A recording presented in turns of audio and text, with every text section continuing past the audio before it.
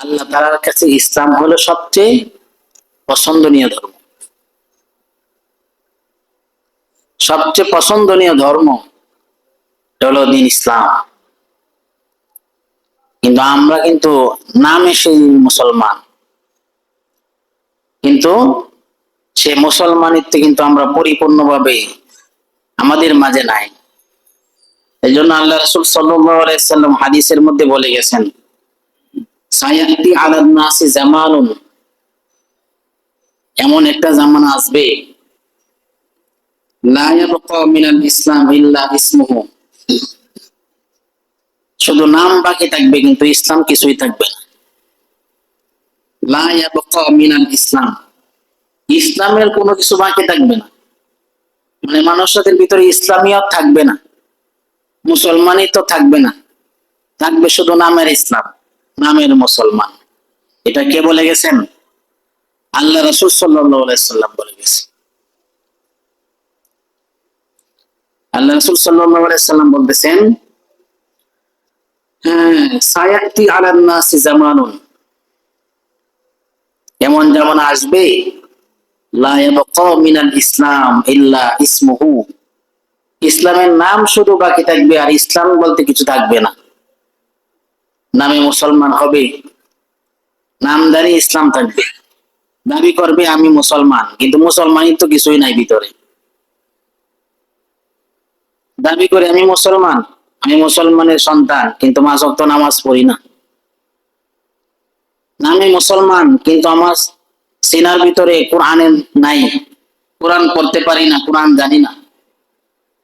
এভাবে আরো অনেক কিছুই, ইসলামের অনেক কিছুই জানি না, ইসলামের থেকে অনেক দূরে, কিন্তু দাবি করি। যখন নাম লেখি তখন মুসলিম শব্দটা নামের সাথে লাগাই, আমি মুসলমান। আল্লাহ রাসূল সেটাই বলে গেছেন, লা ইয়াবকা, বাকি থাকবে না ইসলাম, কিন্তু শুধু নাম বাকি থাকবে। ওয়ালা মিনাল কুরআনি ইল্লা রাসমুহু, এমন একটা জামানা আসবে যে জামানার মধ্যে কোরআনও বাকি থাকবে না, শুধু রসম থাকবে, কোরআনের হরফ থাকবে। মানুষ কোরআন পড়বে না, কোরআন পড়তে চাইবে না। মসজিদে মসজিদে কোরআন ভরা থাকবে, কোরআন ময়লা হয়ে আইন্দা পড়ে যাবে, কিন্তু পড়ার কোনো লোক থাকবে না। আল্লাহ রাসূল সেটাই বলে গেছেন। সেটা কি এই জামানার মধ্যে না? দেখবেন মসজিদে কোরআন পড়ে আছে, থাক ভরা কোরআন, কেউই কোরআন কিন্তু পড়ে না, মসজিদের কোরআন কেউ পড়ে না। আল্লাহ রাসূল সেই জামানার কথাই বলছেন, এমন একটা জামানা আসবে। কিন্তু সাহাবায়ে কেরামের জামানায় তাদের মধ্যে ইসলাম কেমন ছিল, ইসলামের প্রতি ভালোবাসা কেমন ছিল, কালিমার প্রতি ভালোবাসা কেমন ছিল, ইসলামের জন্য কত কষ্ট করেছেন, নিজে ইসলাম গ্রহণ করে নিজেকে ধন্য মনে করেছেন। ইসলামকে এমন ভাবে মহব্বত করছে, যেই কারণে আল্লাহ তাআলা ওই সাহাবীদের উপর রাজি খুশি হয়ে তাদেরকে রাদিয়াল্লাহু তাআলা আজমাইন এই ঘোষণা দিয়েছেন যে আমি তোমাদের প্রতি রাজি খুশি হয়ে গেছি। রাসূল সাল্লাল্লাহু আলাইহি সাল্লাম যখন মক্কার মধ্যে দাওয়াত দিতেছিলেন মানুষকে, ইসলামের শুরু জামানায় যখন দাওয়াত দিতেছিলেন, মাত্র কয়েকজন মানুষ মুসলমান হয়েছে, দিন গ্রহণ করেছে, ইসলাম গ্রহণ করেছে। তখন কিন্তু সাহাবীদের উপর অনেক নির্যাতন হইতো, কষ্ট করতো, কাফেররা অনেক নির্যাতন করত, অনেক নির্যাতন করত। বেলাল রাদিয়াল্লাহু তাআলা আনহুর ঘটনা সকলেই জানি। উনি যখন ইসলাম গ্রহণ করলেন গোপনে, উনি আরেকজনের গোলাম ছিলেন। মনির যখন জানতে পারলো যে আমাদের ধর্ম ত্যাগ করে বেলাল মুহাম্মদের দিন গ্রহণ করছে, তখন ওনার উপর নির্যাতনের এমন ভাবে নির্যাতন করত, রাত ভর ওনার শরীরের মধ্যে চাবুক দ্বারা আঘাত করত। আবু জাহেল উমাইয়া ইবনে খালফ কয়েকজন কাফের মিলে ওনাকে চাবুক দ্বারা আঘাত করত, শরীর ক্ষত বিক্ষত হয়ে যাইত। রাতের বেলা চাবুকের দ্বারা আঘাত, আবার দিনের বেলায় উত্তপ্ত বালুর উপরে বুকের উপর পাথর দিয়ে শোয়া রাখত। এরপরেও সেই ইসলামকে ছাড়ে নাই, সে দিনকে ছাড়ে নাই, বরঞ্চ জবানে জারি রাখছে আহাদ আহাদ আহাদ, আল্লাহু আহাদ। এত কষ্ট দিছে, এরপরেও ইসলাম ছাড়ে নাই। আল্লাহ তাআলার কাছে বেলাল রাদিয়াল্লাহু তাআলা আনহুর এই আমল এত পছন্দ হয়েছে যে আমার এই বান্দা, তার উপর এত কষ্ট হওয়ার পরেও, কষ্ট যাওয়ার পরেও, কাফেররা এত নির্যাতন করার পরেও সে আমি আল্লাহ তাআলাকে বলে নাই, আমি আল্লাহকে প্রাধান্য দিয়েছে। সে নিজের নফসের প্রতি কি চিন্তা করে নাই, নিজের জানের প্রতি চিন্তা করে নাই, আল্লাহকে ডাকছে, সবসময় আল্লাহকে ডাকছে। হুজুর পাক সাল্লাল্লাহু আলাইহি সাল্লাম যখন মেরাজে গিয়েছিলেন, মেরাজে যাওয়ার সময় যখন জান্নাতে গিয়েছিলেন জান্নাত দেখার জন্য, তখন ওই সময় আল্লাহ রাসূল সাল্লাল্লাহু আলাইহি সাল্লাম জান্নাতের মধ্যে শুনতে পাইলেন, রাসূল সাল্লাল্লাহু আলাইহি সাল্লাম যখন জান্নাতের মধ্যে হাঁটে, তখন রাসূল সাল্লাল্লাহু আলাইহি সাল্লাম বেলাল রাদিয়াল্লাহু তাআলা আনহুর জুতার আওয়াজ শুনতে পাইছে। সুবহান।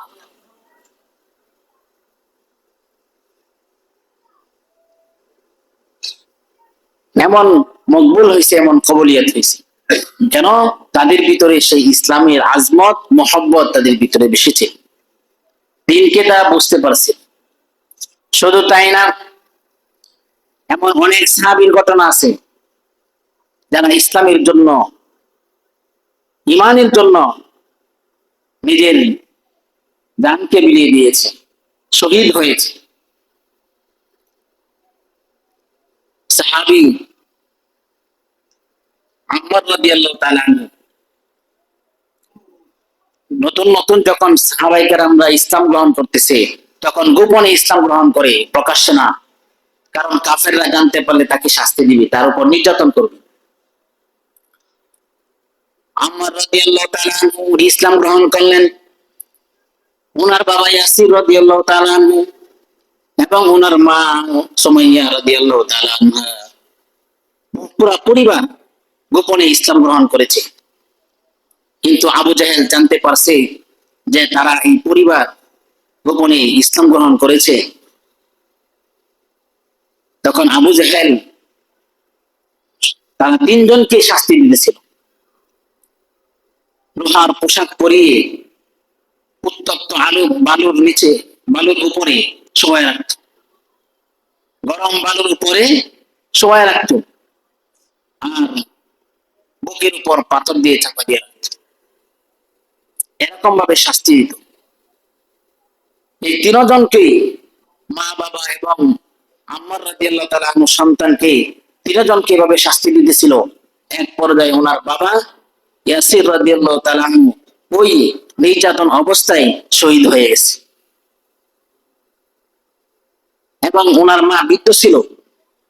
সুমাইয়া রাদিয়াল্লাহু তাআলা আনহা, আবু জাহেল ওনার বাড়িতে গিয়ে সকল মানুষের সামনে নির্যাতন করে, মারপিট করে, বৃদ্ধ মহিলা সুমাইয়া রাদিয়াল্লাহু তাআলা আনহা ওনার পরনের কাপড় খুলে ফেলল এবং সবার সামনে বর্ষা দ্বারা ওনার লজ্জাস্থানের মধ্যে আঘাত করে শহীদ করে দিল। কিসের জন্য? এই ইসলামের জন্য, সেই দিনের জন্য। তারা দিন পাইছে কষ্ট করে, তারা ইসলাম পাইছে কষ্ট করে, এই জন্য তাদের কাছে সেই ইসলামের, সেই ইমানের দাম ছিল। এই দামের কারণে তারাও দামি হয়ে গেছে। সুবহানাল্লাহ।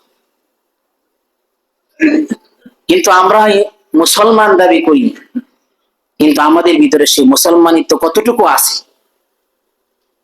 আমরা সেই ইসলাম কতটুকু মানি? আল্লাহ তাআলা কোরআনের মধ্যে বলেন, খাঁটি ইমানদার যারা হবে, খাঁটি মুমিন যারা হবে,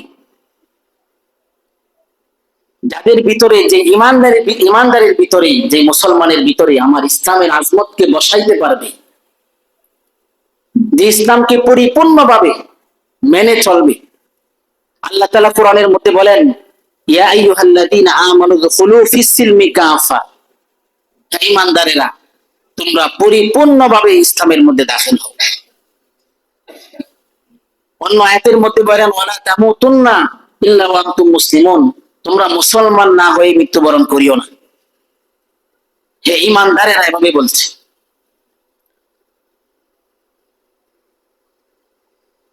এই জন্য আমরা যদি ফিকির করি,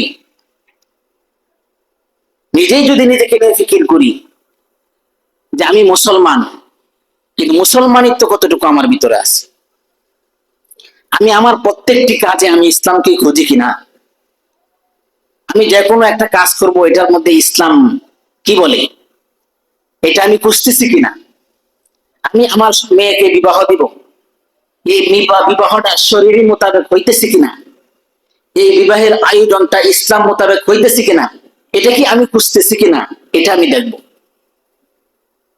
এরকম যত কাজগুলো আছে প্রত্যেকটি কাজের মধ্যে আমি ইসলাম খুঁজতেছি কিনা, এটার মধ্যে ইসলাম কি বলে, ইসলাম কিভাবে করতে বলেছে সেভাবে করতেছি কিনা, এটা যদি আমি না খুঁজি তাহলে মনে করব আমি আমার মধ্যে ইসলাম নাই। শুধু নামাজ পড়ি, মসজিদে গিয়ে মাথায় টুপি দিয়ে নামাজ পড়ি। হাদিসের মধ্যে এটাও আসছে, এমন একটা সময় আসবো মসজিদ ভর্তি মুসল্লি থাকবে কিন্তু নামাজি থাকবে না একজন, মসজিদ ভর্তি মানুষ থাকবে কিন্তু একজনও নামাজি হবে না, নামাজি থাকবে না। কারণ আমরা ম্যাক্সিমাম মানুষ নামাজ পড়ি কখন, যখন নারী পাকা হয়ে যায়, বয়সটা একটু ভার হয়ে যায়, তখন মসজিদের দিকে আসে। ওইটা হলো বয়সের। নামাজের কি মুসল্লির কিছু কিন্তু প্রকার আছে। অনেক সময় দেখা যায় মেট্রিক পরীক্ষা হইলে কিছু মুসল্লি বাড়ে, পরীক্ষার নামাজ পড়ে, এটা এক প্রকার মুসল্লি। আবার যখন নাতি নাতনি হয়ে যায় তখন বাড়ি থেকে চাপ দেয়, বয়স হয়ে গেছে, নাতি নাতনি বিবাহ দিব কিছুদিনের ভিতরে, এখনো যদি মসজিদে না দেন মানুষই কি বলবে, বাড়ির থেকে কিন্তু এই কথাটা বলে মহিলা। তখন দেখা যায় 5 ওয়াক্তের জায়গায় 2 ওয়াক্ত 3 ওয়াক্ত এভাবে আসতে আসতে থাকে, এটাও এক প্রকার মুসল্লি। এখন দেখেন, আমি যে মসজিদে আসতেছি নামাজ পড়তেছি, সেই নামাজটা কি আমি প্রকৃতপক্ষে আল্লাহর জন্য আসলাম, নাকি ওই যে বাড়ি থেকে তাগিদ দিতেছে, বয়স হয়ে গেছে, নাতি বিবাহ দিব, এখন মসজিদে না আসলে সমাজের মানুষ কি বলবে, এই কারণে আসতেছি কিনা। যদি এরকম উদ্দেশ্য থাকে, বিভিন্ন সাইড থাকে মসজিদে আসার কারণ থাকে, তাহলে রাসূল যে হাদিস বলেছেন এমন একটা জামানা আসবে মসজিদ ভর্তি মুসল্লি থাকবে কিন্তু একজনও ইমানদার নামাজি পাওয়া যাবে না। তাহলে এই হাদিসের মাজদাক হয়ে যাব আমরা।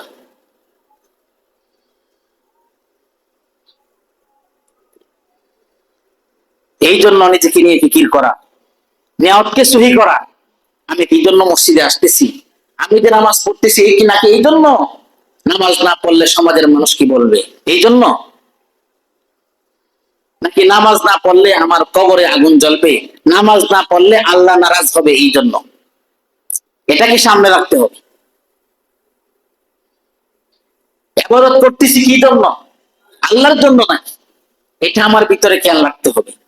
আর যে কথা বলতেছিলাম, দুনিয়ার যে কাজগুলাই করি না কেন প্রত্যেকটি কাজের মধ্যে আমি ইসলামকে সামনে রাখি কিনা, যদি সামনে না রাখি তাহলে আমার ভিতরে মুসলমানিত্ব কতটুকু আছে এটা আমি নিজেই বুঝতে পারবো নিজেকে নিয়ে। কাউকে আঙ্গুল দেখায় বলার কোনো দরকার নাই, নিজেকে নিয়ে যখন নিজে ফিকির করব তাহলে নিজের ভিতরে ইসলাম কতটুকু আছে এটাই আমরা বুঝতে পারব। একটা কাজ ইসলাম এভাবে করার জন্য বলছে, কিন্তু আমি এভাবে না করে সমাজের সাথে তাল মেলায় ইসলামের বিপরীত করতেছি, কি ওই সমাজের সাথে তাল মিলাইতে গিয়ে হুজুর করতে হয় আর কি, এটাই বলে যে হুজুর সমাজের সাথে মিল তো ম্যাচিং করে চলতে হয়। এখন বলেন, সমাজ যদি ইসলামের বিপরীত চলে, সমাজ যদি কোরআনের বিপরীত চলে, তাহলে আমি কি সমাজের সাথে তাল মিলিয়ে চলবো? আমরা তো এখন এটাই করতেছি, আমরা কিন্তু এখন ইসলামকে বাদ দিয়ে সমাজের সাথে তাল মিলিয়ে চলতেছি। আর এটা করার কারণে কি হইতেছে? ইসলামের আনুগত্য হইতেছে না, সুন্নতের আনুগত্য হইতেছে না, রসুলের আনুগত্য হইতেছে না। অথচ আল্লাহ তাআলা কোরআনের মধ্যে বলেন, মাই ইতিউর রাসূলা ফাকাদ আতা আল্লাহ, যে আমার সুন্নতের অনুসরণ করলো, যে আমাদের রসুলের ইত্তেবা করলো, প্রত্যেকটি কাজের মধ্যে রসুলের সুন্নতকে খুঁজলো, সে রসুলের অনুসরণ করলো, সে যেন আমি আল্লাহর অনুসরণ করলো। আর যে রসুলের সুন্নত অনুযায়ী জীবনকে পরিচালনা করবে, প্রত্যেকটি কাজের মধ্যে ইসলামকে খুঁজবে, প্রত্যেকটি কাজের মধ্যে সুন্নতকে খুঁজবে। আল্লাহ তাআলা কি বলেছেন? কুল ইন কুনতুম তুহিব্বুনাল্লাহ ফাত্তাবিউনি, হে রাসূল আপনি বলে দেন, আমি আল্লাহকে যদি বান্দা এই কথা বলে মুখ দিয়া যে আল্লাহ আপনাকে আমি মহব্বত করি, তাহলে ওই বান্দার করণীয় কি? ইন কুনতুম তুহিব্বুনাল্লাহ ফাত্তাবিউনি, আপনি বলে দেন তোমরা যদি এই কথা মুখ দিয়ে স্বীকার করো যে আমি আল্লাহ আপনাকে মহব্বত করি, আপনাকে ভালোবাসি, তাহলে তোমরা আমি নবীর অনুসরণ করো। তা আল্লাহ বলে দিয়েছেন বান্দা যদি আমাকে মহব্বত করতে চায় এর মাধ্যম হইল নবীর অনুসরণ। এখন আমার ভিতরে নবীর সুন্নত নাই, আমার প্রত্যেকটি কাজের মধ্যে কোনো কাজের মধ্যে রাসূলের সুন্নত নাই। এখন যদি আমি বলি আমি আল্লাহকে অনেক মহব্বত করি, আল্লাহকে অনেক ভালোবাসি, এটা ভুল হবে। কারণ আল্লাহকে পাওয়া, আল্লাহকে রাজি খুশির যে মাধ্যম বলেছেন সেটা হলো রাসূলের সুন্নত। এখন এই মাধ্যম ছাড়া দুনিয়া যদি আমি মুখ দিয়া বলি আল্লাহর ভালোবাসা, আল্লাহর মহব্বত আমার ভিতরে আছে, এটা ভুল কথা হবে।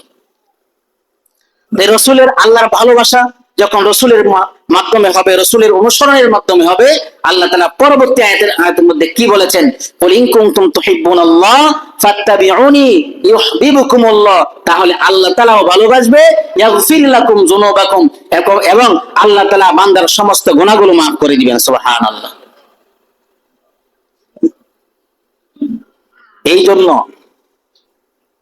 এই জন্য আমাদের উচিত আমাদেরকে নিয়ে ফিকির করা আমরা ইসলামের মধ্যে পরিপূর্ণভাবে কতটুকু দাখিল হইতে পারছি, কতটুকু ইসলাম আমার ভিতরে আছে আর কতটুকু নাই।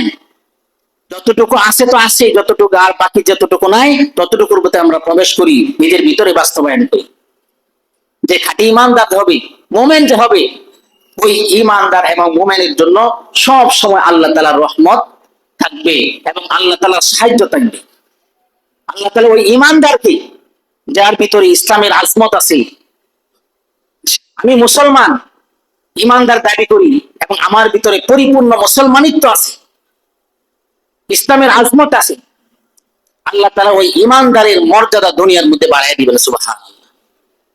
আল্লাহ তাআলা কোরআনের মধ্যে বলেন, ওয়ালিল্লাহিল ইজ্জাতু ওয়া লিরাসূলিহি ওয়া লিল মুমিনিন, ইমানদার যারা থাকবে তাদের জন্য আল্লাহ তাআলা কল্যাণ মর্যাদা দুনিয়ার মধ্যে বাড়ায় দেন।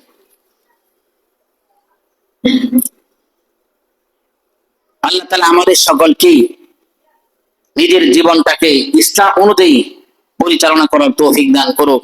ওয়া আখিরু দাওয়ানা আলহামদুলিল্লাহি রাব্বিল আলামিন।